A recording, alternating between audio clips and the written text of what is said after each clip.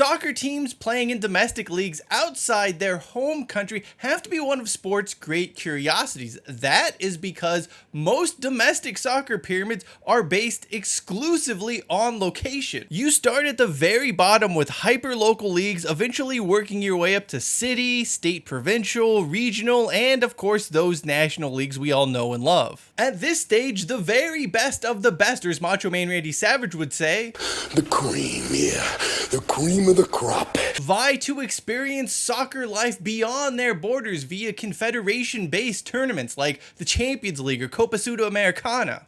It all makes a great deal of sense when you think about it. However, there are a select number of clubs around this very world who do not abide by those rules. For various reasons, they play in a domestic league that isn't based in their home country. Pack your passport, double check the weight of that carry-on luggage, but you can probably leave the Lonely Planet travel books at home because between me and my guests, we just might own them all. We are taking a trip around the world, and allow me to introduce my co-tour guide for this very journey. Hi, so my name is David Lim, and I'm the owner, creator of the Lim Report YouTube channel. It's sort of growing and a slowly growing channel. Look, I'm in all sport pretty much, although my main focus is on the likes of rugby union, football. But yeah, certainly can talk about anything. I've talked about F1, certainly anything that comes to mind. So I was actually born in Malaysia, but I've actually lived in New Zealand longer than I have in Malaysia. Came to New Zealand about 21 years ago. So, but yeah, look, I mean, essentially, I haven't forgotten my roots still, you know. And in fact, recently in New Zealand, the All Whites took on Malaysia in a friendly in Auckland. And yeah, I have to say I was cheering on Malaysia. New Zealand ultimately won. Look, no surprises there because New Zealand's ranked higher than Malaysia. You know, it's been a pretty exciting last couple of months, both for Malaysia and the All Whites. Malaysia, of course, made the AFC Asian Cup and drew with Korea 3-3. By the way, I think that cost the job of former US men's national team coach Jurgen Klinsmann. And New Zealand, of course, not, only a couple of games from automatically qualifying for the 2026 World Cup. Make sure you check out the Lim Report on YouTube and various other places out there on the internet. Links to all of that will be in the description of this video. Without further ado, though, I guess it's time to start our journey. We begin on David's home turf down there in the southern hemisphere as New Zealand was cycling through various incarnations of domestic soccer leagues. Other clubs in the country sought to improve their fortunes across the Tasman Sea. In 1999, the Auckland Kings, with a Z or a Z depending on where you live, linked up with Australia's National Soccer League, although the team and league itself would not be long for this world. The A-League would launch from the ashes of the old NSL with the New Zealand Knights, a significantly reformed version of the Kings. They stuck around for a few seasons before being swapped out with Wellington Phoenix. Auckland would get a third bite of the Aussie soccer apple when Auckland FC entered the A-League this season. Well, in terms of New Zealand sides playing in an Australian competition, most Australian fans are pretty ambivalent about it, to be honest. Look, I mean, there are going to be some fans that are, questioning why not just one but now two teams, from outside Australia are competing in Australia. Although, to be fair, Australians, in other sports, been for years. You've seen the Warriors, you've seen Super Rugby, you've seen the Australian Basketball League, New Zealand team competing in the Australian competition. So yeah, it's just kind of part of it. It's just I guess Australia and New Zealand is a bit like the US and Canada. There's sort of like brothers, and obviously New Zealand's population is too small to go on itself. Just like Canadian teams playing in the US competition, New Zealand teams do play in Australia. So, but I mean, certainly New Zealanders are more for it. And look, I guess the fact you've got Auckland FC now in the A-League, nearly 20 years it's been just Wellington. The fact that the New Zealand sides are here to stay. And yeah, it's just the way Australians and New Zealanders do it. By the way, David has a great look at the A-League's new New Zealand derby that's worth checking out. If we're looking in New Zealand itself, the A-League's the professional football league in New Zealand. I mean, it's Australian run, but that is the only way you can play professional football in New Zealand. New Zealand does have its own domestic league. It's called the New Zealand National League. It is amateur. Look, there was a time when New Zealand, we tried to have a sort of like a semi-professional league. It was called the New Zealand Football Championship. They actually had franchise teams. So you had like the Auckland City FC, Wellington United. New Zealand's just too small to have, a professional league. And ultimately, yeah, a lot of the clubs got liquidated, got bankrupt. Even with, and this is even with, with the most of often these New Zealand FC, whoever won the New Zealand FC would New Zealand Football Championship would go on to win the OFC Champions League and go on to play in the FIFA Club World Cup. That's even with that big windfall there, it just wasn't sustainable. So yeah, they've gone back to a competition that features the original grassroots clubs in New Zealand. So I'm talking about Napier City Rovers, there's Miramar Rangers. In fact, I guess you look at the recent New Zealand versus Samoa game, and pretty much much of the OFC qualification games. A lot of the Samoan players, their clubs are in the New Zealand National League. So, for example, Harry Cho, I might actually well know his family. He plays for Miramar Rangers. He played defense. Alan Stefano, I think he's from Miramar Rangers as well. I think they're both club mates. He was the captain of Samoa. Caleb the Group Green, Christchurch United. I'm just naming names. Joante Mariner, Nelson Suburbs, Luke Salisbury, Ross and Wakari in Dunedin. Yep, I know that club. I did sort of play a bit for Grants Bray. So, and Ross and Wakari is one of the clubs alongside Dunedin Tech Caversham. And it's it's crazy to think. Yeah, Dunedin club football was producing a full international. Caleb Hillbron, the Island Bay United. So yeah, look, these little clubs, I think it's like a little New Zealand Champions League. All the top teams in each region compete, and then they will come into the New Zealand National League. But it's all amateur there. Unless you're really diehard, people just don't even know it exists. It is a shame because it is a pretty cool comp, and it's for all the love, the excitement of the Premier League, if you really want the heart of football, just have a look. Go to a New Zealand National League game. In 2006, the New Zealand representative of the Australian Soccer League found itself in a bit of an awkward situation. Australian football shifted its affiliation with confederations from the OFC to the AFC. New Zealand, of course, did not make the switch, meaning the Knights and later the Phoenix and now Auckland FC not only play in a different country, but they play in an entirely different confederation from the other teams in their domestic league. In terms of the Knicks and, of course, Auckland FC now, not being able to play being excluded from competing in the AFC Champions League or any AFC competitions, well, I think, to be fair, it doesn't really register. I mean, I've had my thought. There's an argument that the A-League is actually not run by FFA anymore. It's now run by the Australian Professional Football League. So you could sort of argue that the Knicks and Auckland FC are Australian franchises just operating in New Zealand. But yeah, look, I think that there is an argument, but I think it is very clear from the AFC they don't want a New Zealand-based team, even if it does play in an Australian competition in the AFC Champions League. So that's what it is. Well, I mean, I think there might be some adjustments where, you're thinking about your Canadian Cup or, as I might mention later, the Welsh competition for, just for the Welsh clubs that play in the English League. They might have a special comp for them to get into the OFC, sort of like OFC's Champions League, but I think that's still being talked about and difficult to see how that's going to go. But yeah, look, it is, we've just accepted. No one really, only diehard New Zealand football fans would really know that the AFC Champions League exists. And to be fair, even with A-League fans, it still isn't of much significance, and a lot of these Australian sides do struggle. I mean, when you think about it, only one team, Western Sydney Wanderers, has won the AFC Champions League in the entire history. So it's an odd concept. I think Australia being in the AFC Champions League, playing the likes of your J League teams, the South, your Cristiano Ronaldo's team. Of course, it's the same conference, but it just doesn't seem to register. And yeah, for that matter, it's not really much of an issue.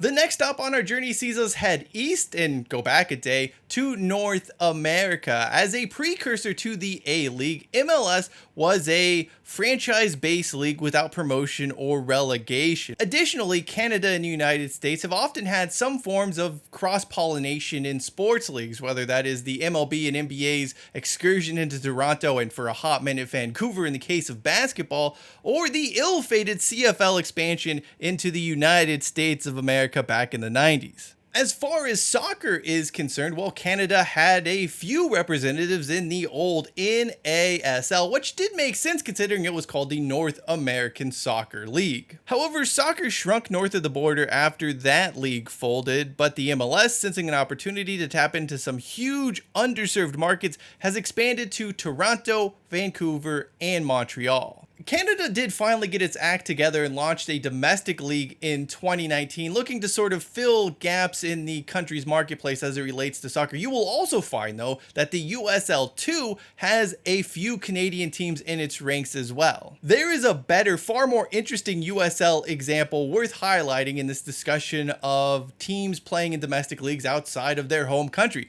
That, of course, being the Antigua Barracuda. The Island Club linked up with America's then third-tier USL for a handful of seasons as part of the league's Caribbean expansion, which included a pair of sides in Puerto Rico.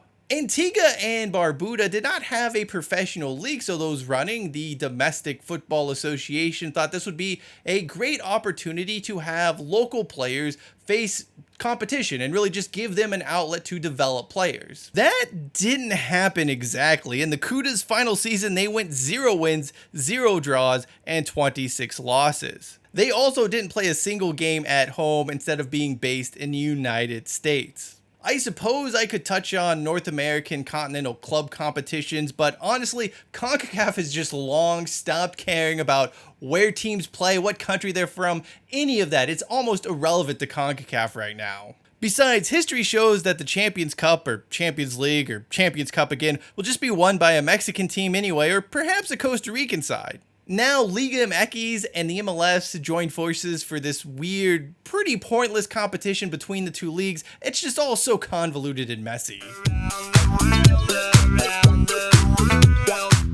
Eastward ho once more, this time to the sophisticated shores of Europe. Look, there are so many examples of teams playing in domestic leagues outside their home country that I'm just not going to get into them all. If we did, we would just end up into the weeds of 9th division sides playing in some corner of the continent. Let's just not do that. The most obvious example is Monaco, which has always played in the French football pyramid as the city-state has no professional league or national team. This makes them different from some of the other smaller sovereign states in Europe. And you know what? Since we're just on the subject already, let's just bang a few of these out. Teams in Liechtenstein play in the Swiss football pyramid, although there are a few interesting quirks here worth noting. They have their own domestic cup competition, which means the team from Liechtenstein that wins that advances to the Europa Conference League. On the other hand, those Liechtensteinian clubs are not permitted to qualify for Europe via the Swiss League, meaning they have no access to the Champions League.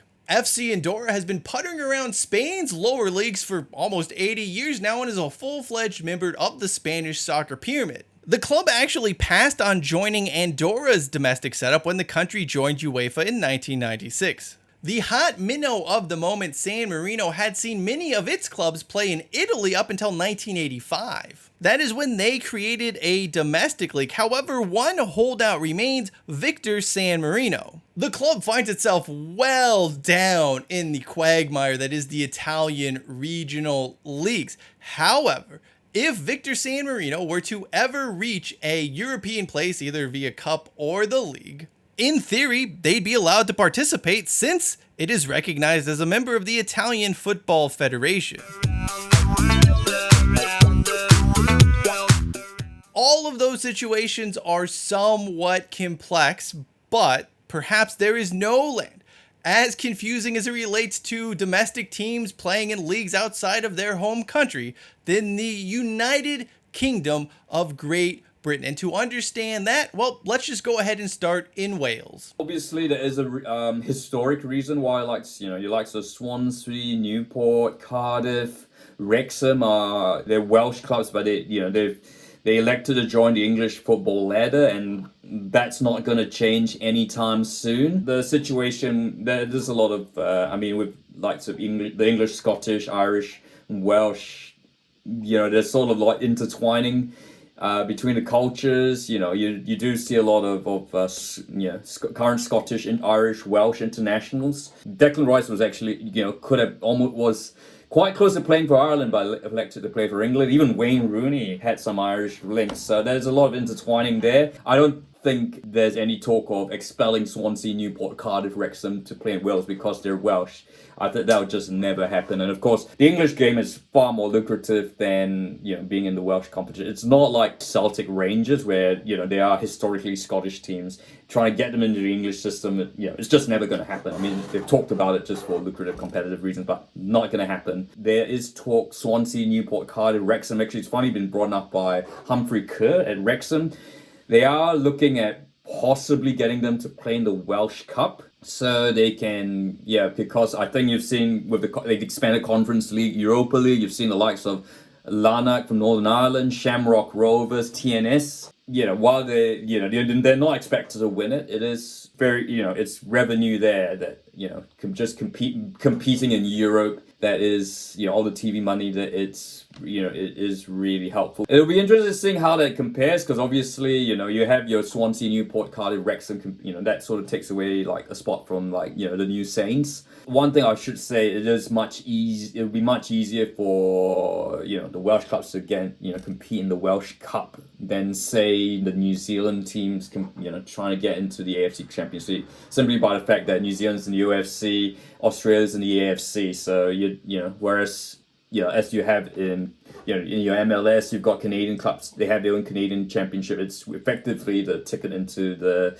CONCACAF Champions League, but it's the same conference. So, and on a side note, by the way, and this is worth mentioning, you would have seen in Welcome to Wrexham if you follow the Wrexham women's team.